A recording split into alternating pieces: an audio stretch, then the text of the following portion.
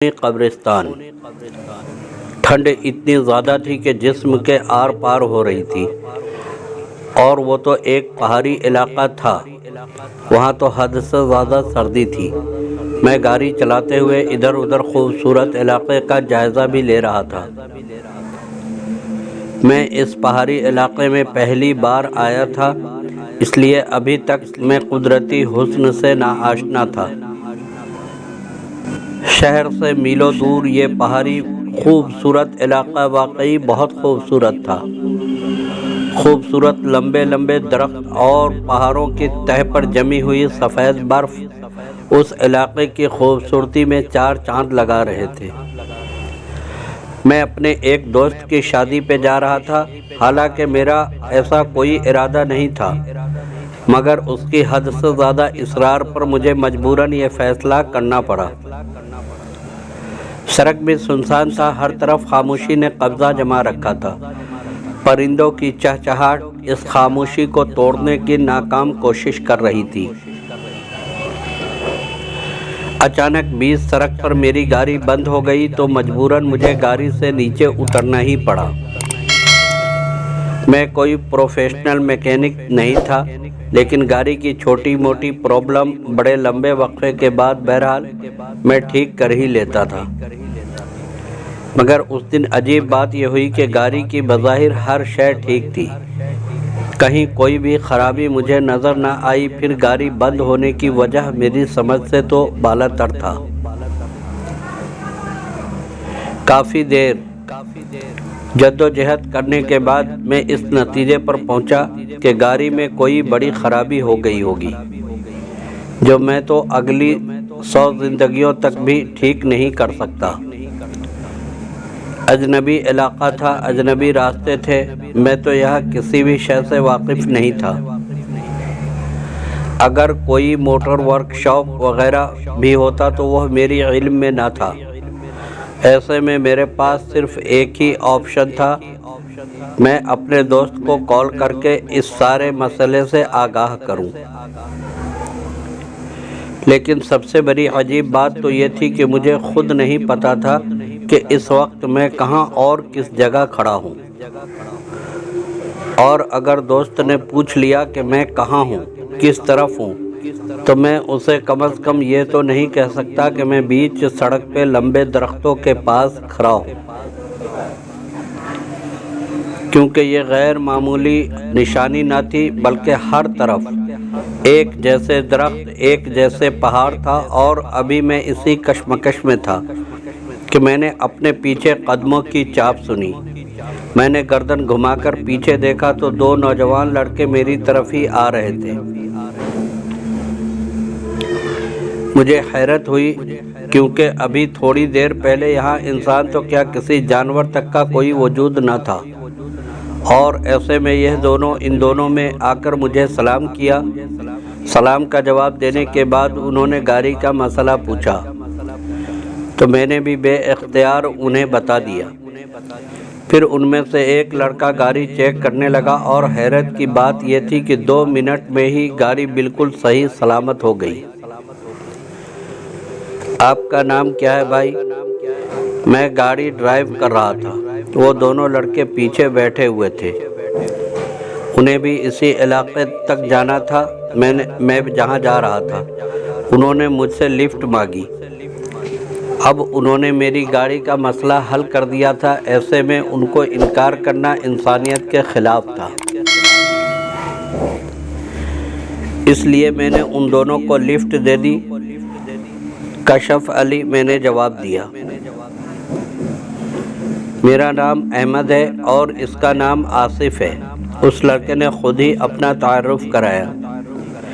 آپ اس گاؤں میں پہلی بار آ رہے ہیں؟ احمد نے ایک اور سوال کیا۔ جی ہاں، میں نے اس بار بھی ایک لفظ کا جواب دیا۔ ایک تو میں اسے جانتا بھی نہیں تھا، اور دوسرا اس سنسان سڑک پہ وہ دونوں کچھ بھی کر سکتے تھے، میرے ساتھ مجھ پہ حملہ کر کے میری گاڑی بھی چھین سکتے تھے۔ میرے دل میں ایک عجیب ڈر پیدا ہو گیا تھا، حالانکہ وہ شکل سے بہت شریف اور پڑھے لکھے لگ رہے تھے۔ اب کار میں بالکل خاموشی تھی، نہ انہوں نے کوئی سوال کیا اور نہ ہی میں نے خود سے کوئی بات شروع کی۔ ایک بار میں نے بیک ویمر میں ان دونوں کو دیکھا۔ دونوں کے چہرے میں ایک مبہم سی مسکراہٹ تھی جس کا مطلب میں نہیں سمجھ سکا، اور اگر اس وقت میں ان دونوں کو غور سے دیکھتا تو میں سمجھ جاتا کہ وہ دونوں اب گاڑی تقریباً ایک آبادی میں داخل ہو چکی تھی۔ وہاں پہاڑوں کے اوپر پتھروں سے چھوٹے گھر بنے ہوئے تھے، لیکن کوئی انسان دور دور تک بھی مجھے نہیں نظر آ رہا تھا۔ شاید سردی کی وجہ سے اندر چھپے بیٹھے ہوں۔ میں نے خود اپنی طرف سے اندازہ لگایا کہ آبادی بھی کوئی اتنی زیادہ نہ تھی۔ پھر میری گاڑی ایک قبرستان کے پاس والی سڑک پہ گزرنے لگی۔ دور دور تک پھیلا قبرستان اپنے اندر ایک وحشت کا سما لیے ہوئے تھا۔ وہاں لاکھوں لوگ ابدی نیند سوئے ہوئے تھے۔ آپ کو قبرستان سے ڈر لگتا ہے؟ احمد نے کافی وقفے کے بعد ایک اور سوال کیا۔ نہیں تو قبرستان سے بھلا ڈرنے کی کیا بات ہے؟ یہ بھی تو ہماری طرح کے انسان ہی ہیں، اور یہ ہمیں کچھ نہیں کہہ سکتے، میں نے سنجیدگی سے جواب دیا۔ نہیں، قبرستان ایک عبرت اور وحشت کا مقام ہے، یہاں ہر انسان کو ڈرنا چاہیے، وہ پراسرار انداز میں بولا۔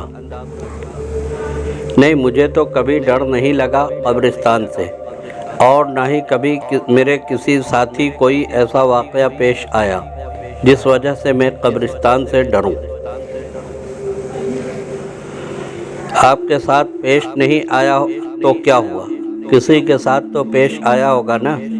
قبرستان میں خطرناک روحیں ہوتی ہیں، وہ اپنی بات پہ ڈٹے ہوئے تھے، اور میں نے بے اختیار ایک قہقہہ لگایا۔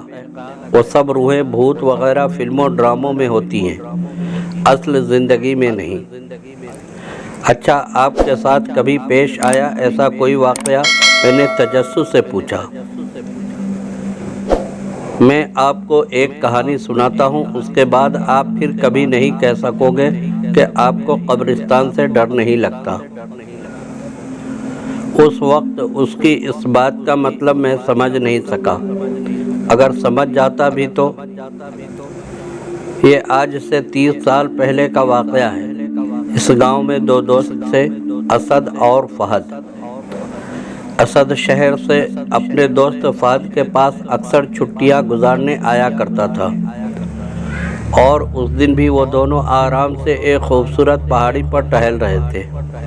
نیچے قبرستان تھا، بہت بڑا قبرستان۔ یار اسد، یہ قبرستان بھی عجیب چیز ہے۔ کل تک یہ لوگ ہماری طرح پیسے کمانے میں، گاڑیاں خریدنے میں یا بنگلے بنانے میں مصروف تھے، وہی لوگ مرنے کے بعد ڈر کی تصویر بن جاتے ہیں۔ اسد کی نگاہ بھی نیچے قبرستان کو دیکھ رہی تھی۔ فہد کی بات سننے کے بعد اس نے بے یقینی سے کہا، میں نہیں ڈرتا قبرستان سے، خالی پتھروں سے بھلا کیا ڈرنا؟ تم ایسا اس لیے کہہ رہے ہو کیونکہ تم ابھی تک اس قبرستان کی بھیانک حقیقت سے انجان ہو، فہد نے روانی سے کہا، اور پھر جلد ہی اسے احساس ہو گیا کہ اس نے اسد کے سامنے ایک غلط بات کہہ دی ہے۔ کیسی بھیانک حقیقت؟ اسد نے تجسس سے پوچھا۔ کچھ نہیں، رہنے دو فہد، ٹالنے کی کوشش کی۔ نہیں، تم بتاؤ مجھے کیسی حقیقت؟ اسد کا تجسس بڑھنے لگا۔ دیکھو، ہمارے بڑے بزرگ کہتے ہیں کہ آج تک رات کے وقت جو بھی اس قبرستان میں گیا وہ زندہ واپس نہیں آیا۔ اسد نے قہقہا لگایا۔ تم مجھے کسی ڈراؤنی فلم کی کہانی سنا رہے ہو، یہ حقیقت ہے، تم یقین کرو نہ کرو۔ اسد فہد اعتماد سے بولا، میں نہیں مانتا، تم بھی مان لو کہ یہ جن بھوت کچھ نہیں ہوتے۔ چلو ایسا کرتے ہیں، ہم آج رات اس قبرستان میں جا کر دیکھتے ہیں، دودھ کا دودھ اور پانی کا پانی ہو جائے گا۔ فہد کو جس بات کا ڈر تھا اسد وہی کہہ رہا تھا، آر یو اوکے؟ تمہیں پتہ بھی ہے تم کیا کہہ رہے ہو؟ چلو گھر واپس چلتے ہیں، فہد نے گھبراتے ہوئے کہا۔ نہیں، اب تو بالکل بھی نہیں، ابھی تو قبرستان کا بھوت دیکھنا باقی ہے، اسد نے مذاق اڑانے والے انداز میں کہا۔ بے وقوف مت بنو فہد، یہ کوئی مذاق نہیں ہے، آج تک جو بھی رات کے وقت اس قبرستان میں گیا وہ کبھی لوٹ کر نہیں آیا۔ چلو واپس چلو، تمہیں جانا ہے تو جاؤ، میں تو دیکھ کر ہی رہوں گا، دیکھتا ہوں مجھے کیا ہوتا ہے، اسد حتمی لہجے میں بولا۔ فہد کی گھبراہٹ میں مزید اضافہ ہو گیا۔ اسد کسی بھی طرح اس کی بات ماننے کو تیار نہ تھا، اسے سمجھانے کا ہر طریقہ استعمال کر چکا تھا، مگر اسد ضدی تھا اور اسے ان سب چیزوں کا ہمیشہ سے شوق تھا۔ وہ چاہ کر بھی اپنے بچپن کے دوست کو اکیلا نہیں چھوڑ سکتا تھا، اسے اسد کی ضد کے سامنے مجبوراً رات کو اس قبرستان جانے کا فیصلہ کرنا ہی پڑا۔ لیکن اس فیصلے کے باوجود وہ بھی جاننا چاہتا تھا کہ وہاں جانا کیوں معمولی بات نہیں ہے، اس کا دل تھر تھر کانپ رہا تھا۔ سورج کو کالی رات نے اپنی لپیٹ میں لے رکھا تھا، ہر طرف لرزا دینے والا اندھیرا تھا۔ وہ دونوں دوست زندگی کے ایک ایسے بھیانک موڑ پر کھڑے تھے جہاں سے واپس لوٹ جانا مشکل نہیں ناممکن تھا۔ وہ دونوں اس خطرناک قبرستان کے باہر کھڑے تھے۔ اس قبرستان میں لوگ تنہا تو کیا دن کی روشنی میں بھی آنے سے گھبراتے ہیں۔ جانے کون سا راز دفن تھا اس قبرستان میں۔ اچانک تیز ہوا چلی اور جیسے ہوا میں سے ایک آواز آ رہی ہو، لوٹ جاؤ، لوٹ جاؤ۔ فہد نے اسے سمجھانے کی ایک آخری کوشش کی، مگر اسد کا فیصلہ ابھی بھی وہی تھا، یار جیت زندگی کی یا موت کی۔ ان دونوں نے اپنا پہلا قدم اس قبرستان کے اندر رکھا۔ نہ کوئی بجلی چمکی، نہ کوئی طوفان آیا، کچھ بھی تو نہیں ہوا۔ ڈر کی ایک شدید لہر دونوں کو چھو کر نکل گئی۔ سارا قبرستان سنسان تھا، دور دور تک کسی انسان تو کیا کسی پرندے کی بھی آواز نہ تھی۔ دونوں کی نگاہیں ادھر ادھر متلاشی پھر رہی تھی، شاید انہیں کسی کی تلاش تھی، کسی جن بھوت جو انسانوں کو کھا جاتا ہو۔ رات کے 1 بج رہے تھے، انہیں وہاں ٹھہرے ہوئے 2 گھنٹے ہو گئے تھے، لیکن انہیں کچھ بھی نہ ملا، کوئی انسان، کوئی جن، کوئی بھوت، کچھ بھی نہیں ملا۔ دیکھا، میں نے کہا تھا نا کہ یہاں کچھ نہیں، گاؤں والوں تو ایسے ہی بکواس کرتے ہیں، اسد نے فاتحانہ انداز میں فہد کی طرف دیکھتے ہوئے کہا۔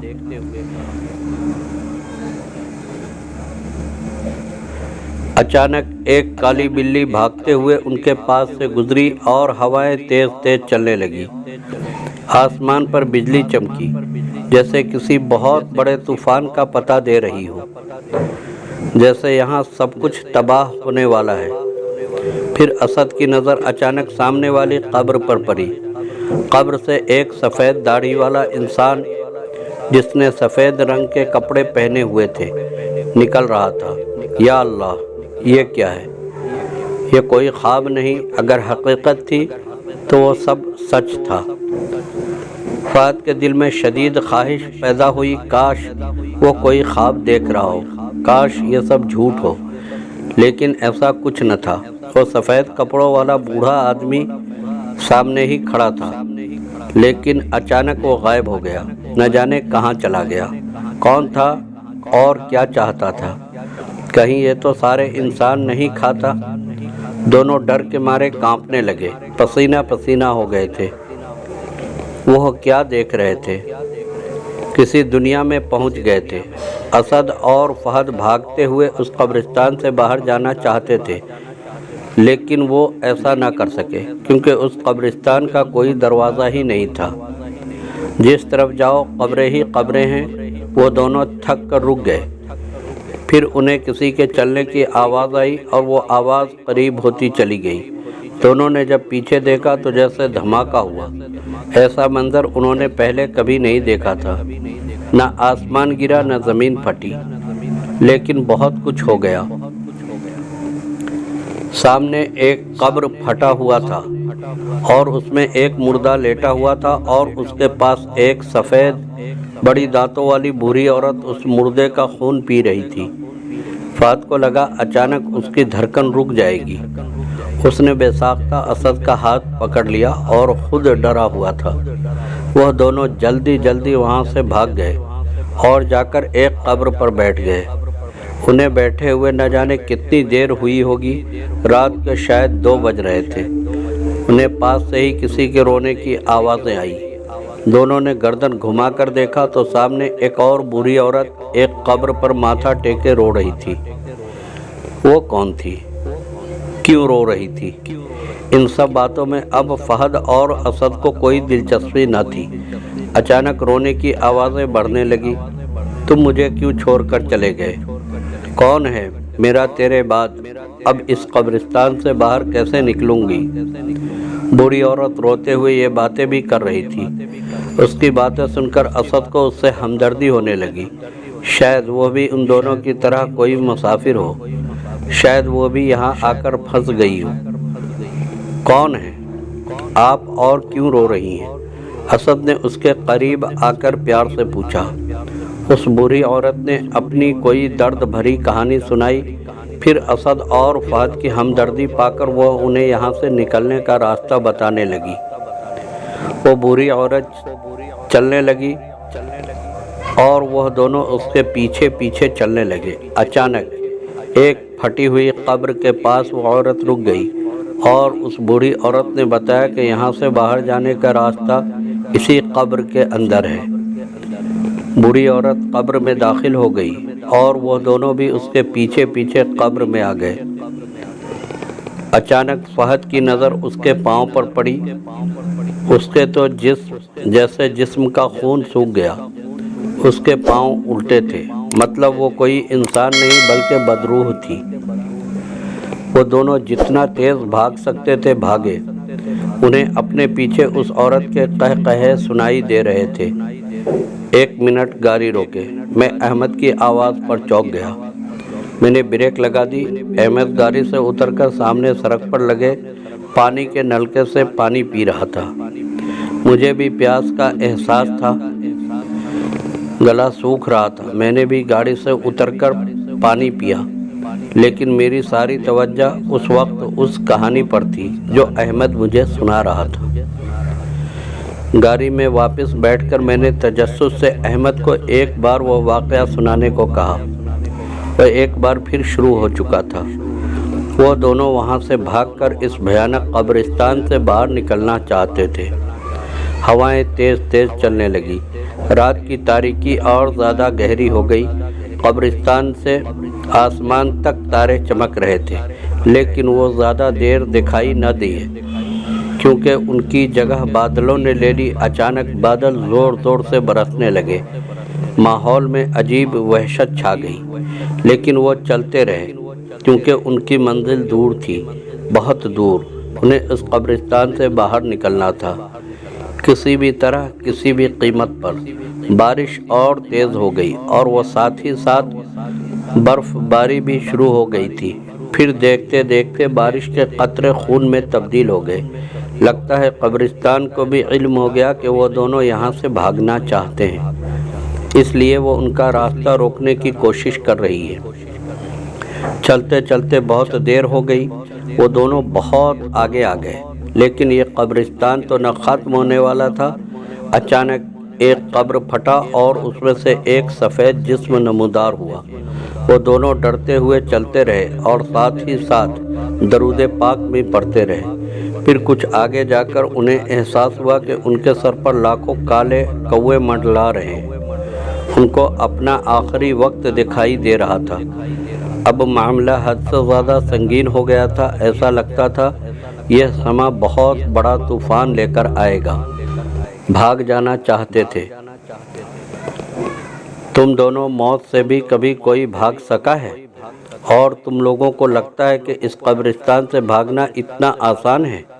یہاں آتا انسان اپنی مرضی سے ہے، لیکن جائے گا وہ ہماری مرضی سے۔ یہ آواز نہ جانے کہاں سے آ رہی تھی، لیکن ان کے دل کی دھڑکن تیز کرنے کے لیے کافی تھی۔ آواز پھر آنا شروع ہو گئی۔ 21ویں صدی کے انسان، تم لوگ کیا سمجھتے ہو؟ جن بھوت کچھ نہیں ہوتے۔ اگر تم لوگ یہ سمجھتے ہو تو تم سب کے سب بے وقوف ہو۔ بقیہ آئندہ۔